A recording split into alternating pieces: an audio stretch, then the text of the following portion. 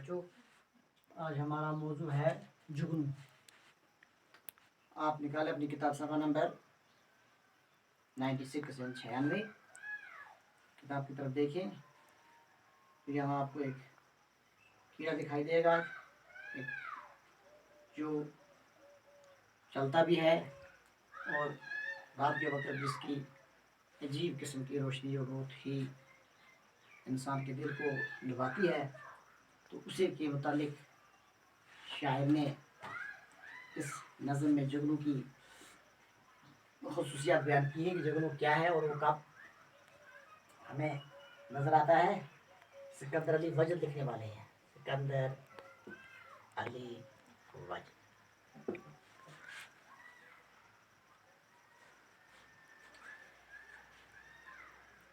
اس نظم میں شاعر لکھتے ہیں: برسات کی رات تھی اندھیری، کچھ نیند اچٹ گئی تھی میری، پانی جو برس کے کھل گیا تھا، گلشن کا غبار دھل گیا تھا، بیدار تھی باغ میں اکیلی، پھولوں سے لدی ہوئی چنبیلی، عطرے میں جو رو چلی ہوا کی، قسمت ہی چمک گئی فضا کی، ہونے لگی جگنوں کی بارش، فطرت کے جمال کی تراوش، روشن تھا اس قدر اندھیرا، گویا ہونے کو تھا سویرا، جگنوں اس طرح اڑ رہے تھے، ہیروں میں پر لگے ہوئے تھے، پیپل تو چنار بن رہا تھا، ہر شاخ سے نور چھن رہا تھا، ظلمت موتی لٹا رہی تھی،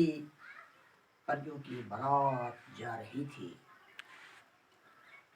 تو اب ہم ہر شعر کا الگ الگ معنی نکالیں گے کہ شاعر کس طرح جگنوں کی تعریف کرتا ہے۔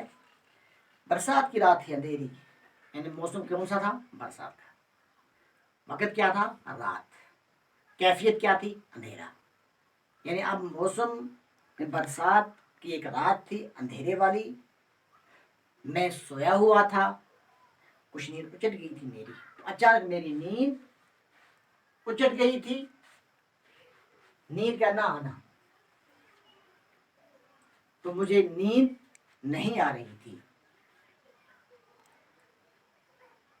پانی جو برس کے کھل گیا تھا، گلشن کا غبار دھل گیا تھا۔ پانی جو برس کے کھل جانا، برس کے کھل جانا مانے بارش رک جانے کے بعد آسمان کا صاف ہونا، یعنی جب بارش برستی ہے پھر بارش رک جاتی ہے، پھر آسمان سے بادل ہٹ جاتے ہیں اور آسمان کا سما جو اس وقت ہوتا ہے بہت ہی پرکشش سما ہوتا ہے۔ تو شاعر کہتا ہے کہ رات برسات کی تھی تو بارش رک گئی تو آسمان کا سما بالکل صاف دکھائی دیتا تھا، گلشن کا غبار دھل گیا تھا، باغ کے اوپر جو گرد غبار تھا وہ دھل گیا تھا، بیدار تھی باغ میں اکیلی، پھولوں سے لدی ہوئی چنبیلی۔ اب کون تھا بیدار؟ باغ میں صرف ایک چیز بیدار تھی جس کا نام ہے چنبیلی، اور چنبیلی کسے کہتے ہیں؟ ایک سفید رنگ کا پھول ہے جس کو سمن بولتے ہیں، تو سمن کا پھول ہی رات کے وقت ہوشیار تھا۔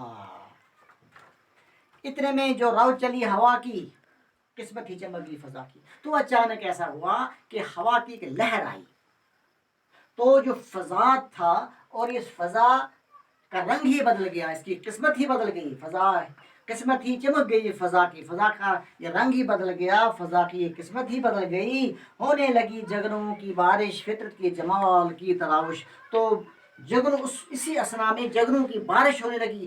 مطلب یہ ہے کہ جگنوں کے چلنے کو، چھلانگنے کو، پھلانگنے کو شاعر نے تشبیہ دی ہے کس سے؟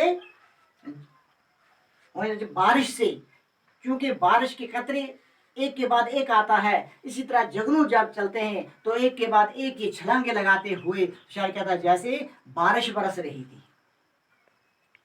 گویا ہونے کو تھا سویرا، روشن تھا فطرت کے جمال کی تراوش، یعنی فطرت جمال کہتے ہیں خوبصورتی کو، تو قدرتی خوبصورتی کا ایک منظر جو تھا، تراوش میں ٹپکنا، اب کیا ہوا؟ فطرت کی جمال کی تراوش، فطرت کہتے ہیں قدرت کو، جمال کہتے ہیں روشنی کو، تراوش کہتے ہیں ٹپنا کو، کہ اللہ کے جمال، رب کی طرف سے جمال جو ہے، روشنی جو ہے وہ ٹپک رہی تھی، خوبصورتی ٹپک رہی تھی، کہاں سے؟ قدرت کی طرف سے، انسان کی بنائی ہوئی یہ روشنی نہیں تھی۔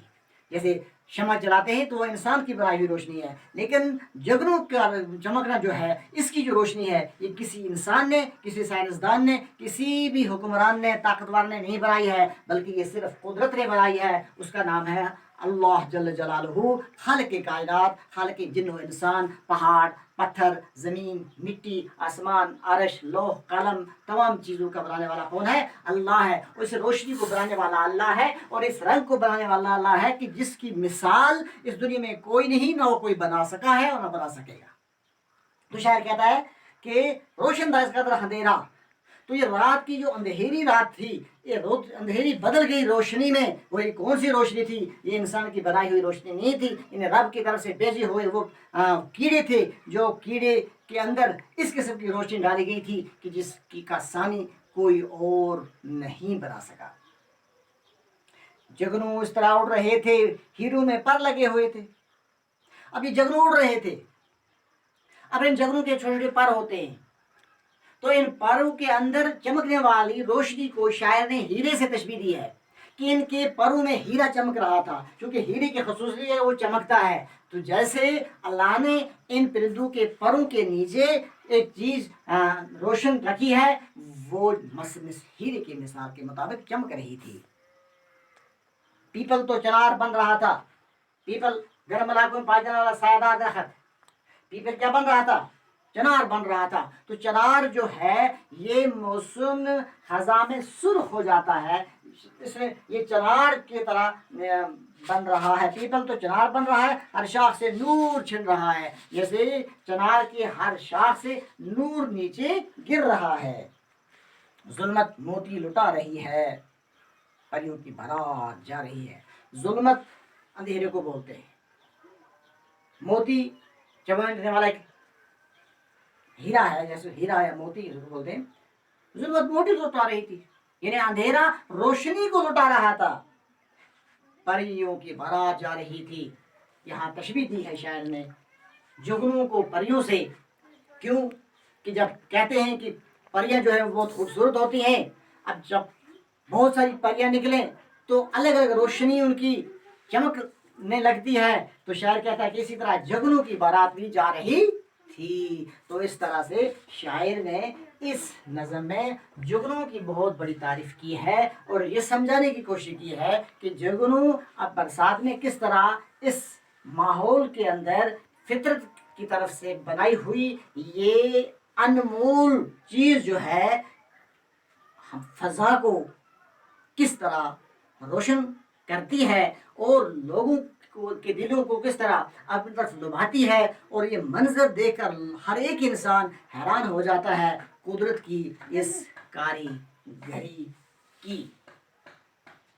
تو لہذا پیارے بچوں، آپ اس نظم کو اسی طرح سے یاد رکھیں، اور اس میں جو بھی شاعر نے چیزیں ہم تک پہنچائی ہیں انہیں ہم سمجھنے کی کوشش کریں۔ شکریہ۔